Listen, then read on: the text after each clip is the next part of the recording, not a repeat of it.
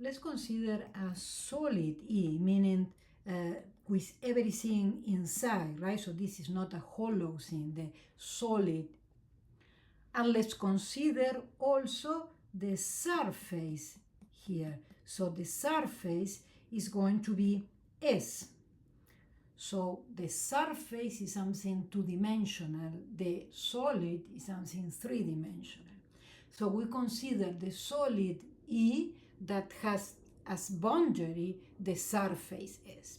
So then the divergence theorem, what it says is that the surface integral of the vector field can be also calculated as the triple integral of a solid whose boundary is the surface. And what we have to put in the integrand would be the divergence of the vector field. Remember that the divergence of a vector field is a scalar, is not a vector field. So this, in that way, this is a simple triple integrals that you know how to calculate.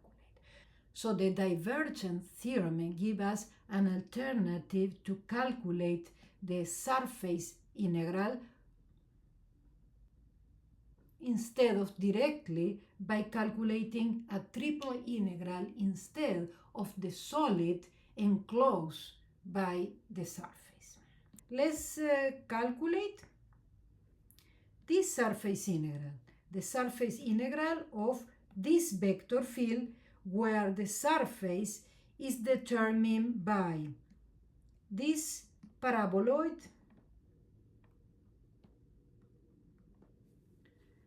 this cylinder,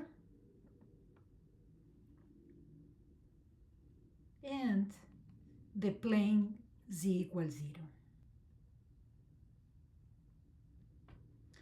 So we have this surface all around that encloses there a solid E. Okay, so we could calculate this surface integral by doing the flux of this over all these surfaces, right? Though it will be much easier to apply the divergence theorem and just calculate the triple integral over the solid.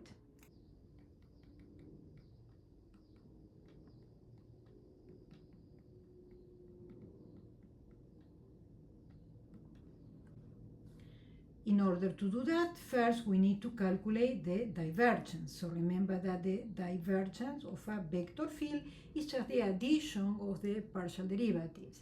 So let's do the partial derivative respect to x is just y plus the derivative respect to y here is minus 2y over 2, so just minus y, and plus the derivative of z respect to z, which is just 1.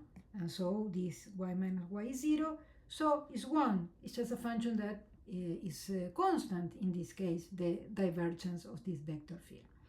And so all what we need to calculate here is the triple integral over this solid of the function equal to 1.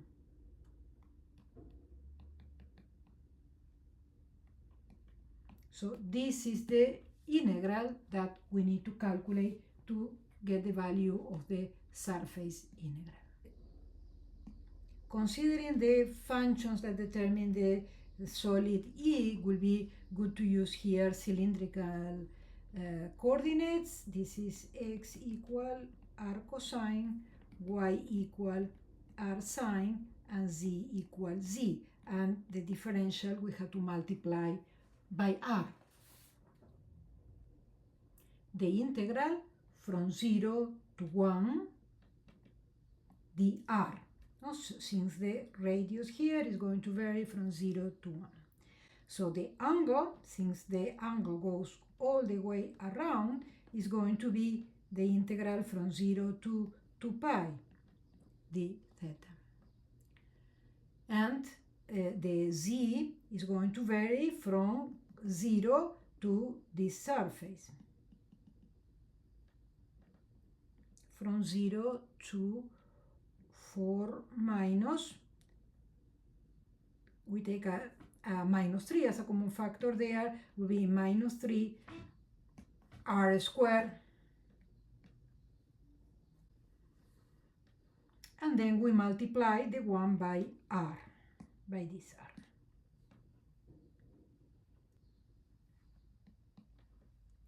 So this is the integral that we have to calculate now, integral between 0 and 1 of the integral between 0 and 2 pi, and let's calculate first this integral here. So the integral of this respect to z is going to be just rz, evaluate between 0 and 4 minus 3r squared.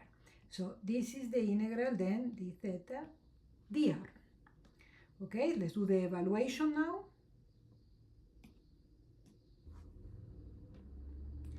This is going to be the integral between 0 and 1 of the integral between 0 and 2 pi, and we're going to evaluate now z in this value. So that will be r times 4 minus 3r squared.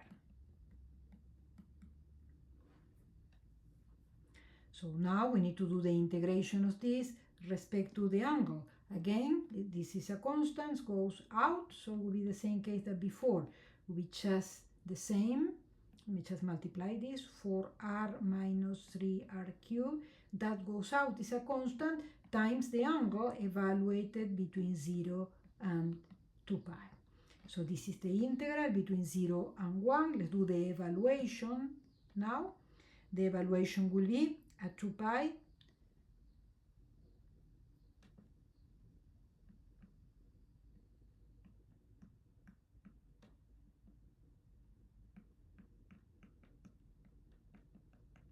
and now the final integral we take will be the integral of that. We take 2 pi as a constant out and we integrate this respect to r.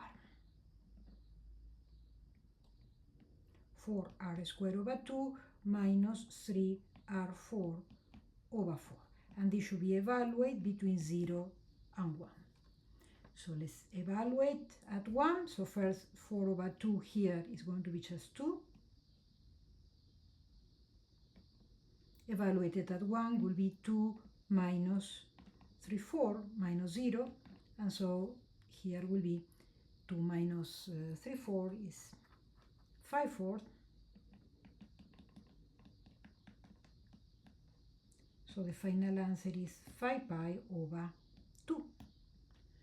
So this is the value then of the surface integral without using any of the methods of calculation of the surface integral, but using the divergence theorem instead.